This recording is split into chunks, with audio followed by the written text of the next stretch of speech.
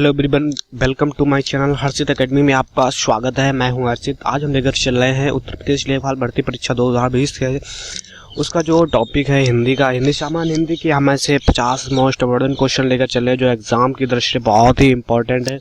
चलिएगा, ये हमारी पहली क्लास है, कम से कम 4 क्लासें आएंगी, तो हिंदी की ये पहली क्लास लेकर आए हैं। अगर आपने अभी तक हमारे इस चैनल को सब्सक्राइब नहीं किया है तो जल्द से जल्द हमारे इस चैनल को सब्सक्राइब कर दे और बेल आइकन को प्रेस कर ले ताकि आने वाली वीडियो हमेशा आपको मिलती रहे। चलिएगा, स्टार्ट करते हैं। देखिए, पहला क्वेश्चन क्या कह रहा है हमारा।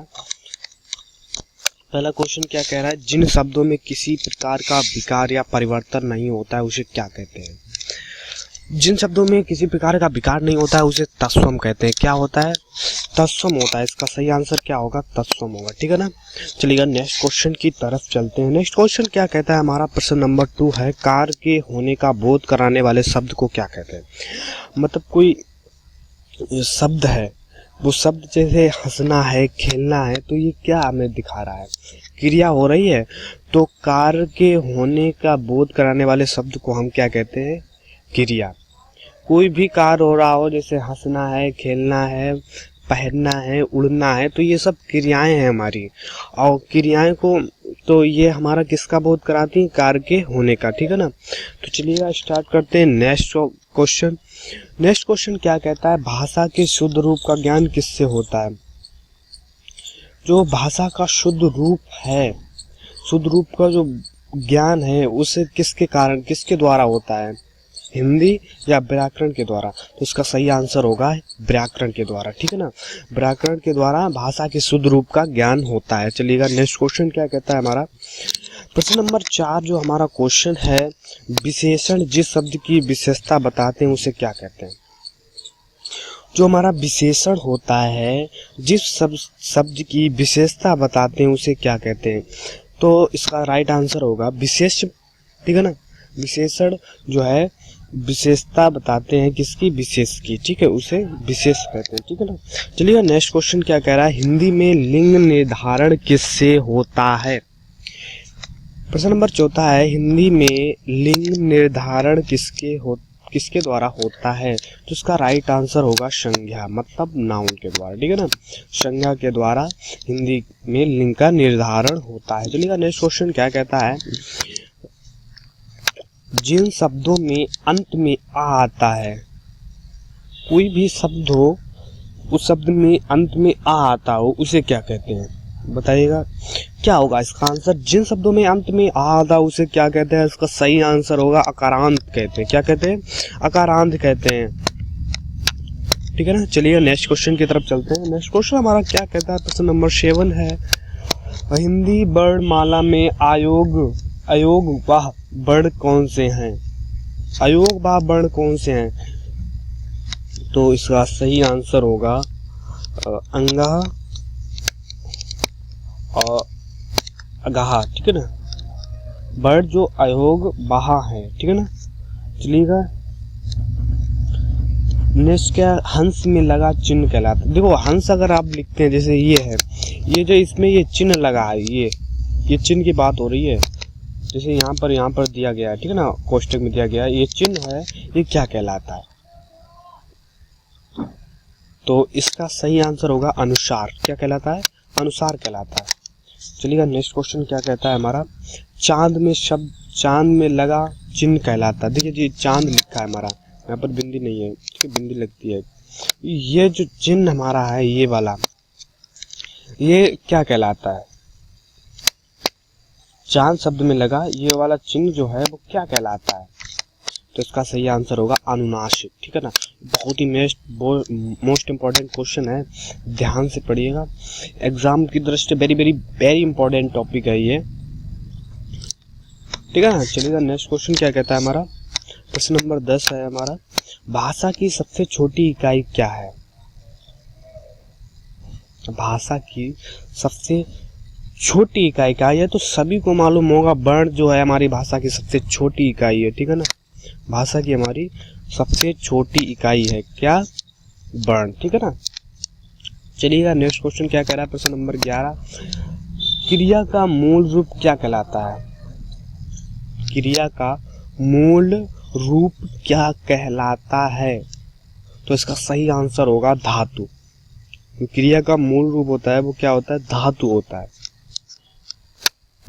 चलिएगा नेक्स्ट क्वेश्चन की तरफ चलते हैं। नेक्स्ट क्वेश्चन हमारा क्या कहता है?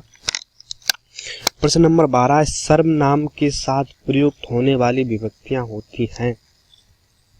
सर्वनाम के साथ प्रयुक्त होने वाली विभक्तियां होती हैं। तो इसका सही आंसर होगा संश्लिष्ट। संश्लिष्ट विभक्तियां होती, कौन सी होती है? संश्लिष्ट। ठीक है ना, क्लियर हुआ। चलिएगा नेक्स्ट क्वेश्चन की तरफ चलते हैं। हिंदी में कारक चिन्ह कितने होते हैं? बताइएगा, हिंदी में कारक चिन्ह कितने होते हैं? कारक चिन्ह वे होते हैं जैसे पूर्ण विराम के पीछे लगा होता है, हलंता लगा होता है और बहुत सी चीजें होती हैं। ठीक है ना, ये कारक चिन्ह होते हैं। तो ये कितने प्रकार के होते हैं?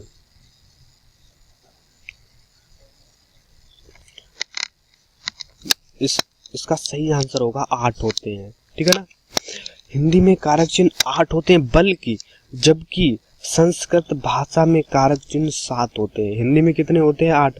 अगर हिंदी की बात करें तो 8 होते हैं, अगर यहीं पर संस्कृत की बात हो जाए तो 7 होते हैं। ठीक है ना, चलिएगा नेक्स्ट क्वेश्चन क्या कहता है? संज्ञा कितने प्रकार की होती है? संज्ञा के कितने प्रकार होते हैं? तो इसका सही आंसर होगा संज्ञा के 5 प्रकार होते हैं।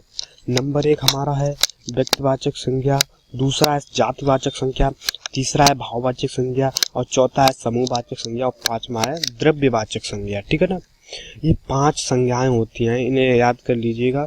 अगर क्वेश्चन आ जाए संज्ञा कितने प्रकार की होती हैं तो ऑप्शन में 5 आ जाए तो 5 पर टिक लगा दीजिएगा। ठीक है ना, चलिएगा नेक्स्ट क्वेश्चन क्या कह रहा है हमारा? वे शब्द जो विशेषण की भी विशेषता बताते हैं उन्हें क्या कहते हैं?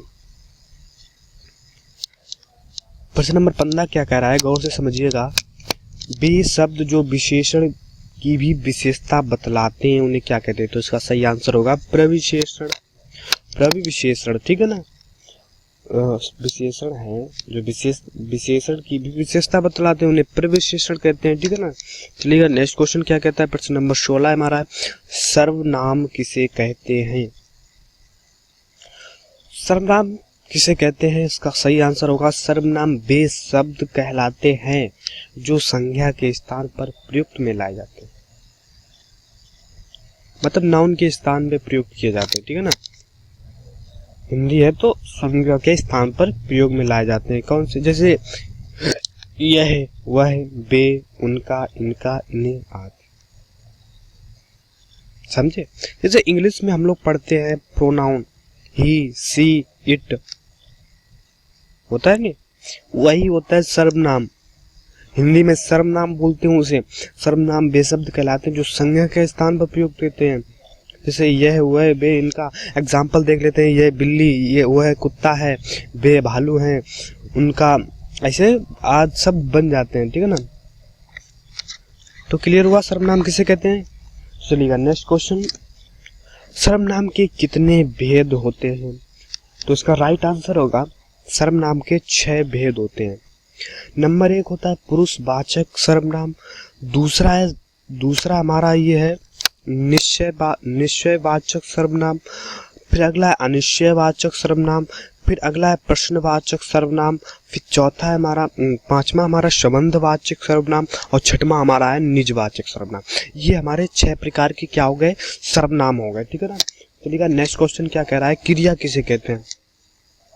इस टॉपिक में हम धीरे धीरे एक एक जनरल चीज को पढ़ेंगे, फिर आगे MSQ कराएंगे, इसके क्वेश्चन भी कराएंगे।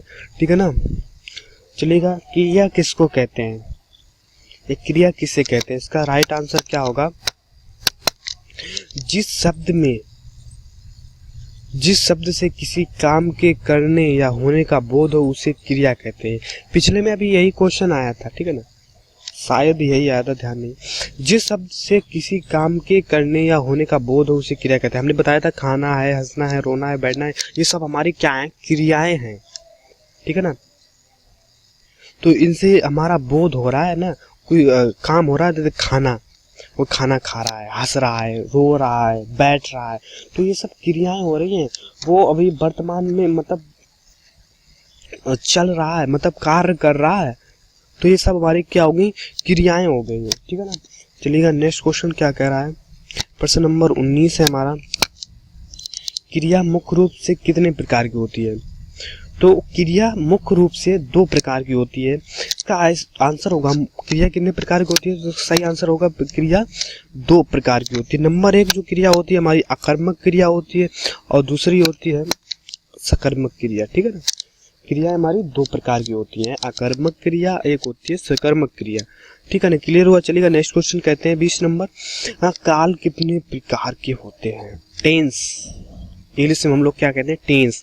काल कितने प्रकार के होते हैं? प्रश्न नंबर 20 है हमारा, काल कितने प्रकार के होते हैं? इसका सही आंसर होगा काल 3 प्रकार के होते हैं। वर्तमान काल जो हमारा चल रहा है, जो भूतकाल जो हमारा बीत चुका है पास्ट, और भविष्य काल मतलब जो फ्यूचर में आने वाला है, ठीक है ना, जो भविष्य में हमारे आने वाला है। ये काल 3 प्रकार के होते हैं। कोई भी अगर पूछे काल कितने प्रकार के होते हैं, क्वेश्चन भी आ जा सकता है काल कितने प्रकार के होते हैं, सही आंसर होगा 3 प्रकार के होते हैं, ठीक है ना, वर्तमान काल, भूतकाल, भविष्य काल। चलिएगा नेक्स्ट क्वेश्चन की तरफ चलते हैं। प्रश्न नंबर 21, सा व्यंजन का उच्चारण स्थान कौन सा है? सा व्यंजन का उच्चारण स्थान क्या है? इसका सही आंसर होगा तालु। तालु जो है वो सा व्यंजन का उच्चारण स्थान है, ठीक है ना। चलिएगा नेक्स्ट क्वेश्चन, बा वर्ण का उच्चारण स्थान कौन सा है? बा वर्ण का उच्चारण स्थान कौन सा है? तो इसका सही आंसर होगा दंत प्लस दंत धन ओष्ठ, ठीक है ना, दंतोष्ठ हो जाएगा बा वर्ण का उच्चारण, ठीक है ना। चलिएगा नेक्स्ट क्वेश्चन क्या है, डा का उच्चारण स्थान क्या है? तो कंठ, ठीक है ना। डा बहुत ही मोस्ट इंपॉर्टेंट क्वेश्चन है, डा का उच्चारण स्थान क्या है? कंठ, ठीक है ना। चलिएगा नेक्स्ट क्वेश्चन क्या कहते हैं, का वर्ण का उच्चारण की दृष्टि क्या है? तो इसका सही आंसर होगा कंठ है, ठीक है ना, का से कंठ है। नेक्स्ट ए और ए का कंठ है उच्चारण स्थान है, तो इसका सही आंसर होगा कंठ तालु, कंठ तालु, ठीक है ना, कंठ ताल हो जाएगा। प्रश्न नंबर 26 जो है ए और ए का कंठ है उच्चारण स्थान है कंठ तालु, ठीक है ना। चलिए वर्ण के प्रथम, तृतीय व पंचम वर्ण क्या कहलाते हैं? वर्ण के प्रथम, तृतीय व पंचम वर्ण क्या कहलाते हैं? बहुत ही मोस्ट इंपॉर्टेंट क्वेश्चन है, तो इसका सही आंसर है अल्प प्राण, अल्प प्राण, ठीक है ना। वर्ण के प्रथम, तृतीय व पंचम वर्ण क्या कहलाते हैं? अल्प प्राण, ठीक है ना। चलिएगा नेक्स्ट क्वेश्चन क्या कहता है, प्रश्न नंबर 29 हमारा है, मात्रा के आधार पर हिंदी स्वरों के 2 भेद कौन से हैं? मात्रा के आधार पर हिंदी स्वरों के 2 भेद कौन से? तो इसका सही आंसर है हर्ष और दीर्घ, ये 2 भेद हैं हिंदी के स्वरों के, ठीक है ना।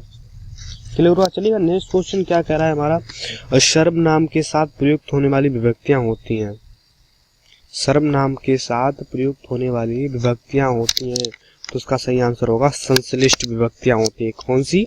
संश्लिष्ट विभक्तियां होती हैं। चलिए नेक्स्ट क्वेश्चन क्या कहता है, शिक्षक विद्यार्थी को हिंदी पढ़ाते हैं, वाक्य में क्रिया के किस रूप का प्रयोग हुआ है?